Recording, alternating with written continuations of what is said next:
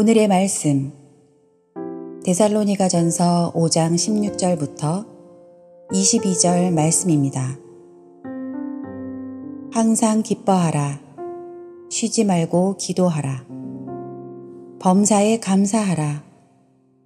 이것이 그리스도 예수 안에서 너희를 향하신 하나님의 뜻이니라.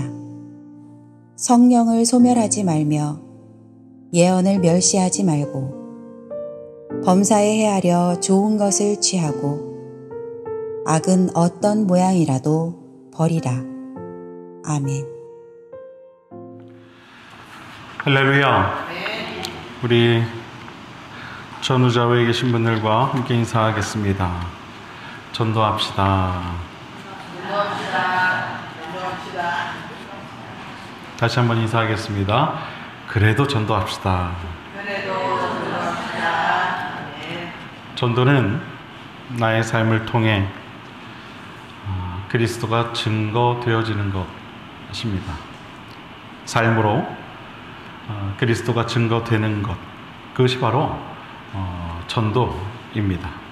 그래서 우리가 전도를 잘하기 위해서는 몇 가지 지침들이 필요합니다. 저는 그 지침들을 오늘 본문을 통해 함께 알아보려고 합니다. 오늘 본문은 우리가 잘 알고 있는 말씀입니다. 항상 기뻐하라. 쉬지 말고 기도하라. 범사에 감사하라. 이것이 그리스도 예수 안에서 너희를 향하신 하나님의 뜻이다. 아멘. 우리가 전도를 잘 하기 위해서는요, 바로 이 세 가지 지침을 항상 우리 이 가슴에 담고 살아야 합니다. 기뻐하는 것, 기도하는 것, 그리고 감사하는 것. 이것을 항상 우리의 머릿속에 두고 살아가야 한다는 것이죠. 성도의 삶은 이래야 합니다. 믿으십니까? 항상 기뻐야 하고 쉬지 않고 기도해야 하며 모든 것에 감사하는 삶이어야 하는 줄로 믿습니다. 왜냐하면 그럴 때 비로소 내가 알고 있는 주변 모든 사람들이 그러한 나의 모습을 통해 그리스도를 만나게 되기 때문입니다. 여러분, 전도가 무엇이라고 했습니까? 그리스도가 증거되어지는 것, 내 삶을 통해 그리스도가 증거되어지는 것, 그것이 전도라고 했죠. 그래서 우리가 하는 말과 행동으로 우리는 바로 이 그리스도를 증거해야만 하는 것입니다. 우리는 때로 이 전도를 이야기할 때 전도는 말로 하는 것, 그렇게 생각할 때가 있습니다. 우리가 하는 말로 이 복음을 증거하는 데에는 분명 한계가 있을 수밖에 없겠죠. 책이나 글로도 이 복음을 증거하는 데에는 분명 한계가 있을 수밖에 없을 것입니다. 그러나 우리의 이 삶으로 또 우리의 행동으로 이 복음을 증거하는 데에는 그 한계가 있을 수 없는 것입니다. 사람들은 우리의 삶으로 증거되어지는 바로 그러한 그 복음을 통해 감동을 받게 되고 그들의 마음이 변화되어 발걸음을 옮겨 그들이 교회로 오게 되는 것입니다. 그냥 오게 되는 게 아니라는 것이죠. 그래서 가장 확실하게 우리가 이 전도를 할 수 있는 방법은 내 삶으로 그리스도를 증거하는 방법뿐인 것입니다. 우리가 그러기 위해 항상 마음에 두고 살아가야 할 말씀이 바로 오늘 이 말씀이라는 거예요. 항상 기뻐하는 삶을 살아가는 것, 쉬지 않고 기도하는 삶을 살아가는 것, 그리고 모든 일에 감사할 줄 아는 삶을 살아가는 것. 이것이 바로 가장 확실하게 그리스도를 증거하는 방법이요, 또한 가장 확실한 이 전도가 된다는 것입니다. 여러분이 만약에 아직 교회를 다니지 않고 또 복음을 증거받지 못하고 그리스도를 구주로 영접하지 않았다, 그렇게 한번 생각을 해보시기 바랍니다. 나는 지금 그런 존재다, 나는 교회를 다니지 않고 있다, 한번 생각을 해보시라는 거예요. 그런데 누군가가, 여러분이 아는 지인이 교회를 다니는데 맨날 불평과 불만과 짜증과 다툼과 시기와 자기 욕심과 신앙생활과는 상관없는 그런 이야기들과 그런 모습들만 여러분들에게 보여준다고 여러분 한번 생각해 보십시오. 그러면 여러분 어떻겠습니까? 아마 그 사람 곁에 가고 싶지도 않을 거예요. 그렇지 않습니까? 그런데 만약에 그런 사람이 여러분을 찾아와서 전도를 한다, 그 여러분은 어떻게 반응하시겠어요? 과연 그 사람을 따라 교회 다니시겠습니까? 저라도 절대로 그런 사람을 따라 교회에 나가지 않을 것 같습니다. 절대로. 이번엔 반대로 여러분 주위에 누군가가 이 아는 사람이 교회를 다니는데 항상 기쁨과 감사와 평안과 행복한 모습을 여러분들에게 보여준다고 생각해 보십시오. 오늘 그 사람이 여러분을 찾아와서 전도를 한다면 여러분은 어떻게 반응하시겠습니까? 당연히 그 사람을 따라 교회에 나가고 싶어질 것입니다. 그리스도인의 삶은 그래서 항상 이 기쁨과 감사와 기도가 넘치는 삶이어야 하는 것입니다. 그것이 가장 이 최고의 전도요, 가장 확실한 이 복음인 것입니다. 그런데 사실 그것이 잘 안 되는 것이 문제입니다. 그래, 그렇게 살아야지. 그래, 기뻐해야지. 기도해야지. 감사해야지. 그런데 그것이 잘 안 되는 것이 현실이죠. 여러분 다들 동의하시죠? 동의하시죠? 아멘까지 할 건 없어요. 동의만 하시면 돼요. 네, 동의하시죠? 네. 우리는 그래서 이렇게 생각을 합니다.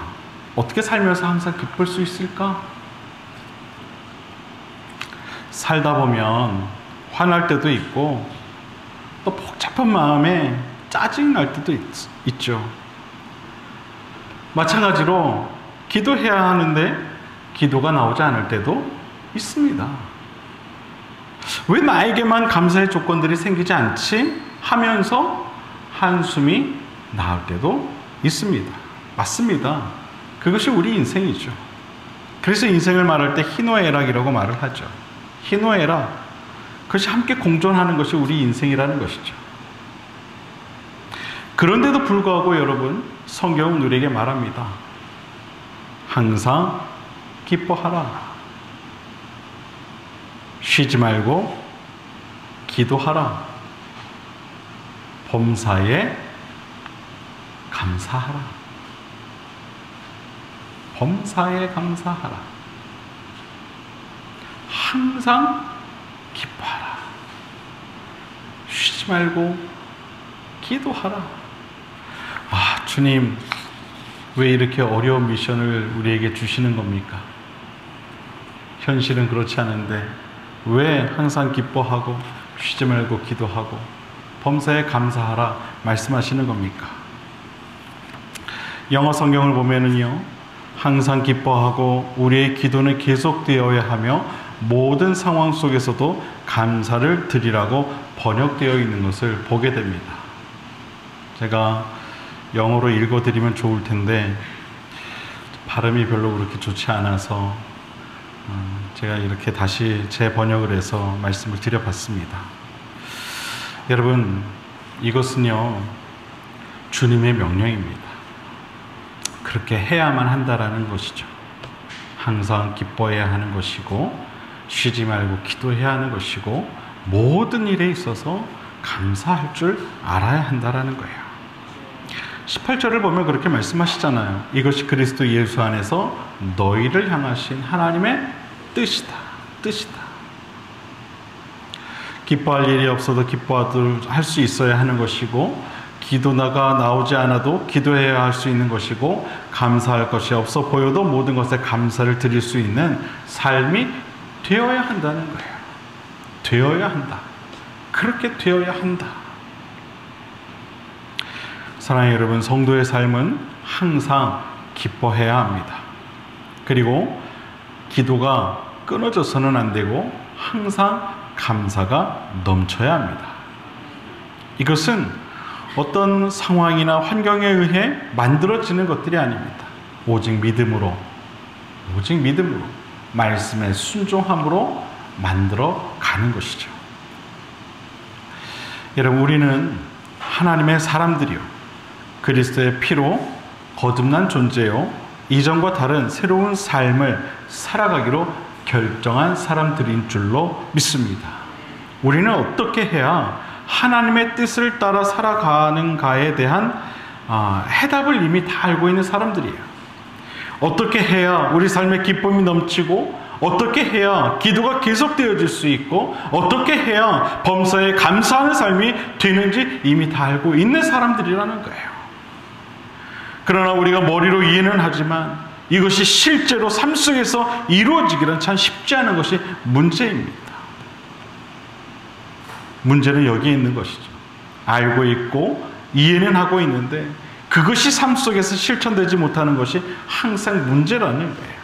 그 순간 우리에게 필요한 것이 있죠. 바로 신앙적 결단과 믿음의 노력이 필요한 것입니다.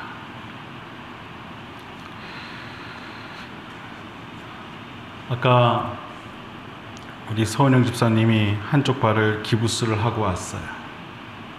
주중에 전화를 했습니다. 목사님, 집안에서 일을 하다가 이 발가락 쪽에 골절이 되어서 지금 기부스를 하고 있습니다. 이 병원에서는 수술을 할 수도 있다고 하는데, 목사님, 수술은 제가 정말 싫어해요. 정말 수술이면 이제 제가 지긋지긋해서 너무 싫어요. 그래서 그냥 잘 이게 붙어서 수술하지 않고 잘 낫으면 좋겠어요. 주중에 그렇게 전화를 하셨어요. 근데 오늘 오니까 우리 집사님이 이렇게 기부술을 하고 교회 예배 참석을 했어요. 그러면서 그런 얘기를 하시는 거예요. 목사님, 이 작은 발가락 하나가 이렇게 소중한지 몰랐어요. 이렇게 소중한지 몰랐어요. 평소에는 아무것도 아닌 것 같이 정말 있는지조차 모를 정도로 그렇게 살아가다가 그 발가락 하나가 골절이 되니까 이렇게 불편한지 몰랐어요. 그 얘기는 무슨 얘기입니까? 그 발가락 하나가 얼마나 감사한 존재인지 그것을 알게 되었다는 것이죠. 평소에는 모르고 살다가. 여러분, 우리가 감사할 조건들이 왜 없습니까? 우리가 잊고 살 뿐이죠. 그렇지 않습니까? 우리가 하나님께로부터 받은 은혜가 얼마나 많이 있어요. 우리가 지금 이렇게 존재하는 것만으로도 우리는 감사할 수 있어야 돼요. 주님 앞에 이렇게 나와 예배할 수 있는 것만으로도 우리는 감사할 수 있어야 돼요. 근데 우리는 그걸 자꾸 까먹어요. 자꾸 까먹어요. 여러분, 우리가 상가 건물에서 예배를 드릴 때가 있었어요. 이제 우리 교회가 생겼어요. 상가 건물에 있을 때는 여러분 어땠습니까? 하나님, 우리 교회가 있었으면 좋겠어요. 우리 교회가 있었으면 좋겠어요. 이제 우리 교회가 이렇게 생겼어요. 여러분 감사하십니까? 감사하세요? 근데 어떤 분들은 그러더라고요. 목사님, 거미줄이 너무 많아요. 여름이라 그런 거예요. 여름이라 그런 거예요. 제가 주중에 제습기를 2대를 계속 물을 갈아가면서 매일 이걸 다 합니다. 그렇게 안 하면은요, 얼마나 습한지 몰라요.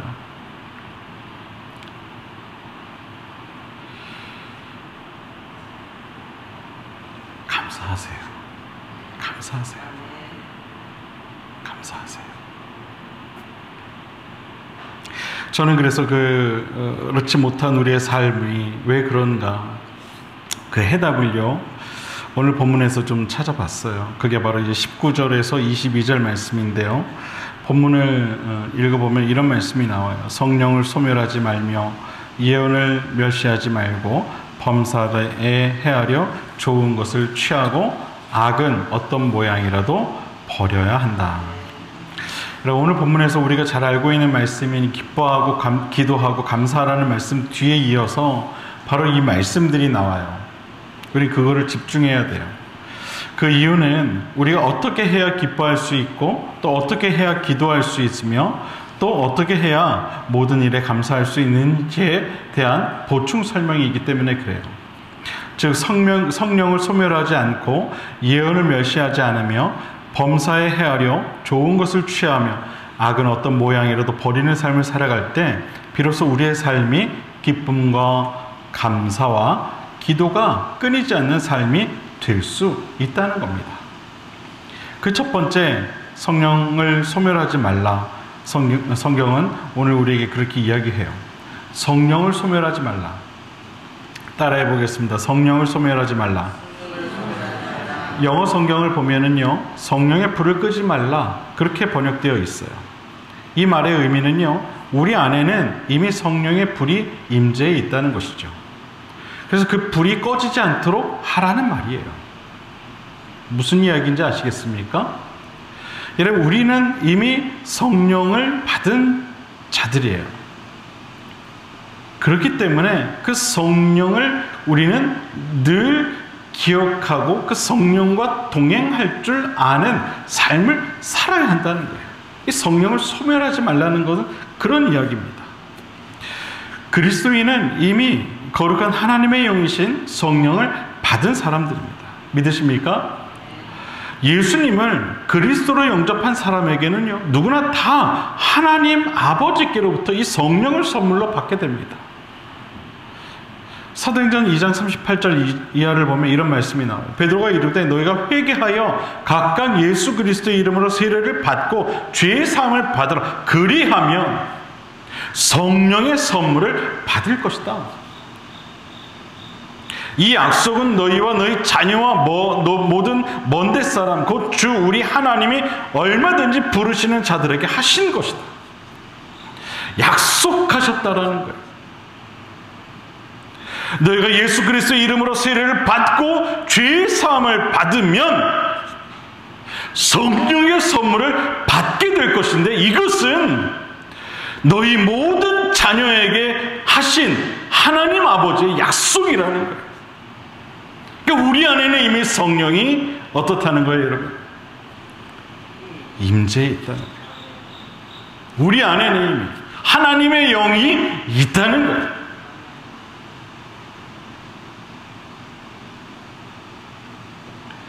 성령의 불을 밝힐 수 있는 방법은 다른 데 있지 않죠. 하나님을 향한 우리의 사랑이 뜨거우면 그것이 곧 불쏘시개가 되어서 성령의 불을 계속 계속해서 밝힐 수 있게 되는 겁니다. 예수님께서요, 베드로를 향해 이런 질문을 하신 적이 있어요. 네가 나를 사랑하느냐? 3번 물으시죠. 내가 나를 사랑하느냐? 자, 여러분들에게 묻겠습니다. 여러분은 주님을 사랑하십니까? 여러분은 주님을 사랑하십니까? 여러분은 정말 진심으로 주님을 사랑하십니까? 주님께서 왜 베드로 사도에게 이 질문을 하셨을까요? 이유가 무엇일까요? 그것은 내 마음에 나를 향한 열정, 나를 향한 그 사랑이 얼마나 되느냐? 나를 얼마나 뜨겁게 사랑하고 있느냐? 여러분, 그것을 물으신 거예요. 우리가 주님을 얼마나 사랑하느냐가 곧 우리 안에 성령의 불의 온도를 알 수 있는 척도가 된다는 겁니다. 내가 정말 나를 사랑하느냐? 그런데 왜 그렇게 지내고 있느냐? 네가 왜 과거로 다시 돌아왔느냐? 내가 나를 사랑하느냐? 바라기는 하나님을 진심으로 정말 뜨겁게 늘 사랑할 수 있는 그런 저와 여러분 모두가 될 수 있게 되기를 바랍니다. 이것이 우리 안에 성령을 소멸하지 않을 수 있는 방법인 거예요. 하나님을 사랑하십시오. 하나님을 사랑하십시오. 그래서 두 번째 말씀을 합니다. 예언을 멸시하지 말라. 그렇게 말씀하고 있어요. 예언을 멸시하지 말라는 말은 하나님의 말씀을 거스르지 말라는 뜻입니다. 하나님의 말씀은 우리를 온전케 하시기에 부족함이 없는 줄로 믿습니다. 우리는 하나님의 말씀을 통해 비로소 온전해질 수가 있죠. 모든 성경은 하나님의 감동으로 된 것으로 교훈과 책망과 바르게 함과 의로 교육하기 유익하니 이는 하나님의 사람으로 온전하게 하며 모든 선한 일을 행할 능력을 갖추게 하려 함이라. 아멘. 우리 삶의 기쁨과 감사의 원천은 이 하나님 말씀 안에 모두 담겨 있습니다. 우리가 말씀을 자주 묵상하고 또 잘 기억하고 말씀대로 살아가려고 한다면 우리의 삶은 이전보다 훨씬 더 기쁨과 감사가 넘치는 삶이 되어질 줄로 믿습니다. 특별히 우리는 오늘 이 말씀, 하나님의 말씀을 멸시하지 말라는 이 말씀에 귀 기울일 필요가 있어요. 하나님의 말씀은요, 1.1획도 거짓되거나 사라질 것들이 하나도 없는 줄로 믿습니다. 풀은 마르고 꽃은 시들어 주의 말씀은 영원하다. 할렐루야. 우리가 우리의 생각과 우리의 경험으로 하나님의 말씀을 제한하거나 하나님의 말씀을 분별하려 한다면 그것은 곧 하나님의 말씀을 우리가 멸시하는 행위가 되고 마는 것입니다. 내 판단과 생각으로 하나님의 말씀을 바라보는 것이 아니라 내가 살아가고 있는 이 시대의 시선에 맞춰 하나님의 말씀을 비춰보는 것이 아니라 하나님의 말씀을 기준으로 내 삶을 판단해야 하는 것이고 하나님의 말씀으로 이 시대를 바라보는 삶이 되어야 한다는 것입니다.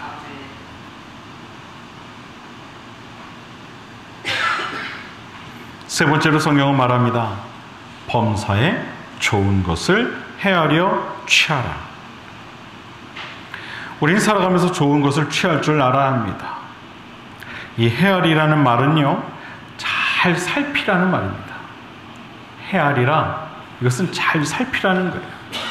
즉 이것이 좋은 것인지 또 나쁜 것인지를 잘 살펴보고 정말 좋은 것을 취하라는 거예요. 그럼 취하라는 말은요, 붙잡다라는 말과 같습니다. 좋은 것은 그렇다면 무엇일까요? 성도에게 좋은 것의 기준은 분명합니다. 바로 하나님 보시기에 좋은 것. 그것이 바로 우리에게도 좋은 것이 됩니다. 성도에게 좋은 것의 기준은 곧 하나님이시라는 거예요. 하나님 보시기에 좋은 것은 곧 우리에게도 좋은 것이 된다는 거예요. 이 시대는 하나님 보시기에 나쁜 것들이 너무나 많이 있습니다. 눈을 어디에 두어야 할지 모를 정도로 나쁜 것들이 참 많이 있어요. 우리의 시선을 빼앗아 우리의 마음을 빼앗는 것들이 얼마나 많이 있는지 모릅니다. 우리 나쁜 것들에게 우리의 시선을 자주 빼앗깁니다. 하나님 보시기에 좋지 않은 것들을 바라볼 때가 많이 있다는 것이죠. 우리는 무엇을 바라보느냐에 따라 우리의 마음도 그곳에 가 있게 됩니다. 돈을 바라보면 우리 마음도 돈에 가 있고, 세상의 성공을 바라보게 되면 우리의 마음도 세상의 성공을 바라보게 되어 있어요. 명예를 바라보게 되면 우리의 마음도 명예에 가 있게 되는 거예요. 여러분, 우리의 마음은요, 하얀 도화지와 같아요. 그리고 우리 눈은요, 그 도화지에 색을 입혀서 그림을 그리는 붓과 같아요. 그래서 우리가 바라보는 것이 어느새 우리 마음에도 똑같이 그려지는 것을 보게 돼요. 파란 하늘을 바라보는 사람은요, 파란 하늘이 마음에 그려져 있어요. 높은 빌딩을 바라보는 사람은요, 그 마음에 높은 빌딩이 그려져 있어요. 세상의 것을 바라보는 사람은요, 그 마음에 세상의 것들이 그려져 있어요. 지금 1층 일요일 갤러리에 우리 아이들이 그린 그림과 세라믹 아트가 전시가 되어 있어요. 이따 예배 끝나고 이 전시회 오픈식을 할 거예요. 우리 작가님들을 모셔서 오픈식을 할 겁니다. 여러분이 다 올라가셔서 축하해 주시고 격려해 주시기 바랍니다. 거기 가면은요, 아이들이 그린 그림이 있어요. 근데 얼마나 예쁜지 몰라요. 얼마나 예쁜지 몰라요.